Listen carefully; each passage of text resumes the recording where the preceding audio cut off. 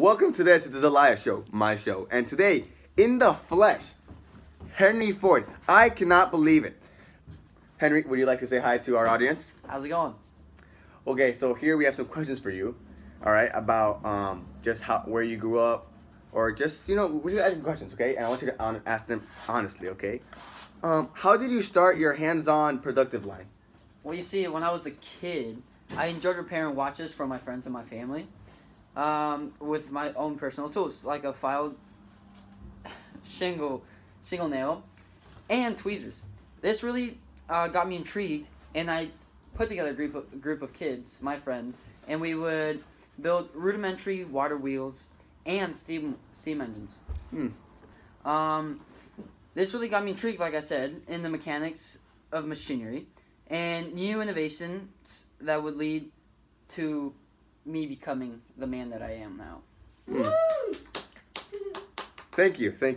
Okay, next on. What are you most proud of, or what's something you are proud of? Well, obviously, I'm proud of the Model T and Model A. But beside my automobile accomplishments, my automobile-related accomplishments, I think it is the fact that I ran for Senate as a Democrat.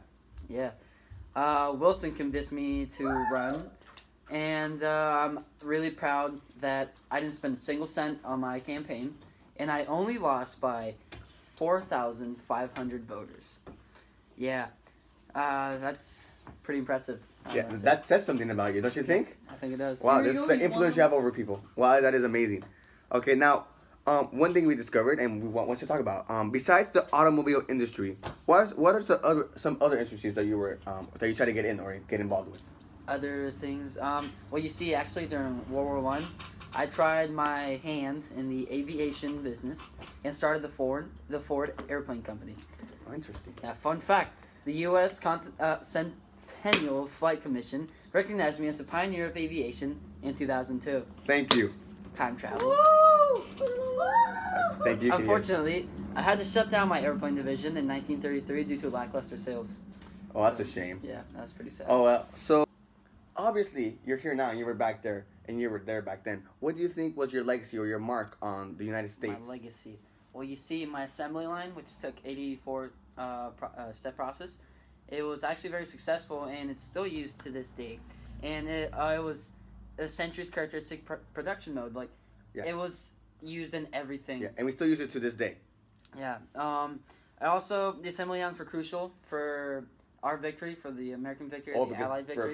For the production of it would goods produce war goods, and so that it was just cranking products out. So that was awesome. And this was also during the age of consumerism.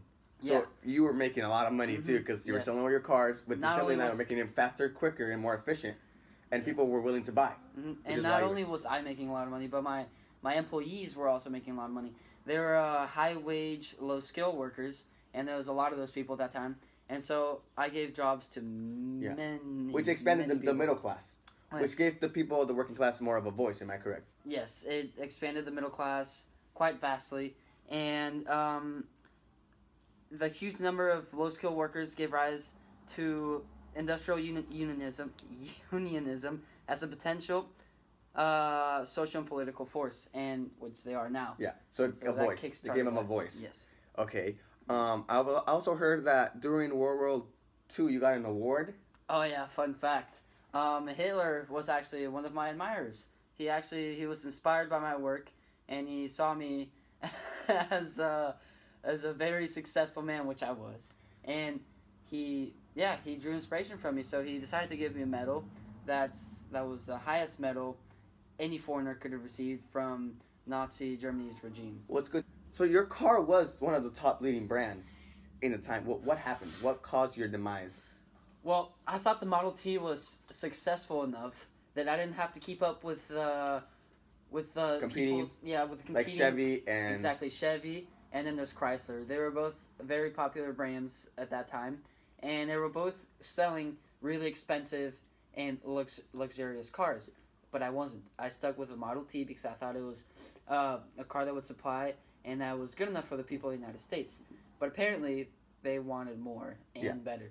So people obviously started buying Chevy models and Chrysler models, and I got left behind in the dust because I decided not to innovate. Well, your car's still around and it's still pretty popular in the United States. Yeah. So we've heard that you're a very hardworking man, and would you agree with this? Yes. Yes, sir. What is some advice you would like to tell somebody who wants to start their own company or something like that? I tell people that you should try to do what you want to do and not give up. I made 2 companies before Ford, and they both failed.